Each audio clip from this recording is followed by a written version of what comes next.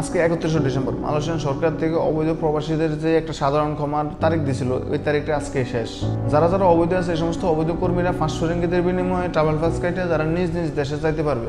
এই একটা সুযোগ ছিল প্রায় 1 বছর, পুরো 24 সালে এই সুযোগটা ছিল। আর এই সুযোগটা সর্বশেষ তারিখ হলো আজকে 31শে ডিসেম্বর, আজকেই।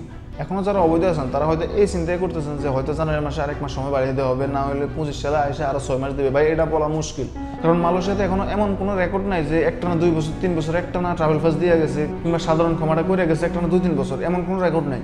1 বছর তো আপনারা সুযোগ দিয়েছে, তারপর আপনারা কিভাবে আরেক বছর সুযোগ দেবে, কবে দেয় এটার কোনো নিশ্চয়তা নাই। এখন এই মুহূর্তে যারা অবৈধ লোকেরা দেশে যেতে পারতেছেন 500 রিঙ্গিতের বিনিময়ে ট্রাভেল পাস কাটা, তারা আগামী বছর 2025 সাল থেকে কত টাকার বিনিময়ে দেশে যেতে পারবেন এটার কোনো ভরসা নাই। আগামী বছর 2025 সাল থেকে মালয়েশিয়া থেকে অবৈধ শ্রমিকরা নিজ নিজ দেশে ট্রাভেল পাস কাটা দেশে যাওয়ার জন্য কত টাকা জরিমানা দিয়ে যেতে হবে, এই বিষয়ে মালয়েশিয়া সরকার এখনো পর্যন্ত কোনো ঘোষণা দেয়নি।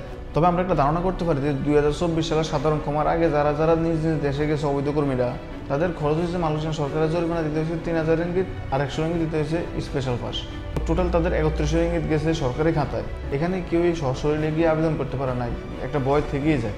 তো তারা বিভিন্ন দালাল ধরতো, এই দালালের মাধ্যমে করলে দালালটা আরো 2015 রিঙ্গিত দিতে হয়, তার মানে 5000-এর উপরে খরচ হয়ে যায়। 2024 সালের সাধারণ ক্ষমার আগে যদি আপনার 5000 রিঙ্গিত খরচ হয়, এখন তখন 2025-এ আইসা কত রিঙ্গিত খরচ হবে এটা কোনো ধারণা নেই। তবে মিনিমাম 5000-5500 রিঙ্গিত তো আপনার খরচ হবেই, তার উপর শাস্তি তো আছেই। তোমার জেল খাটতে হবে, এটা সরকারের উপর ডিপেন্ড করে। তো আপনাদের উদ্দেশ্যে আমি একটা কথা বলতেছি, যারা যারা অবৈধ আছেন তারা সবাই অবশ্যই ফ্যামিলির সমস্যার কারণে এই দেশে অবৈধ রয়ে গেছেন। তো আপনারা এই জানুয়ারি মাসটা খুব সতর্ক থাকবেন। কোলাহলযুক্ত এলাকায় যেমন মার্কেটে, বাজারে, ফাসারে এই সমস্ত জায়গায় আপনারা যাবেন না। যেখানে মানুষের আনাগোনা বেশি থাকে ওই সমস্ত জায়গায় যাবেন, ওই সমস্ত জায়গা থেকে দূরে থাকুন। পুরো জানুয়ারি মাসটা রেড সিগন্যাল, প্রতিটা জায়গায় ইমিগ্রেশন রেট দেবে, এটা 100% শিওর থাকেন। কারণ 1 বছর আপনাদেরকে সুযোগ দিয়েছে, আপনারা জান নাই। এখন তাদের একটা ক্ষোভ আছে, জানুয়ারি মাসে তারা প্রতিটা জায়গায় জায়গায় গিয়ে অবৈধ কর্মীদের ধরে ধরে নিজ নিজ দেশে পাঠানোর চেষ্টা করবে। সাবধানে থাকবেন, সতর্ক থাকবেন। দেখা হবে আপনাদের সাথে নতুন কোনো ভিডিওতে নতুন কোনো বিষয় নিয়ে।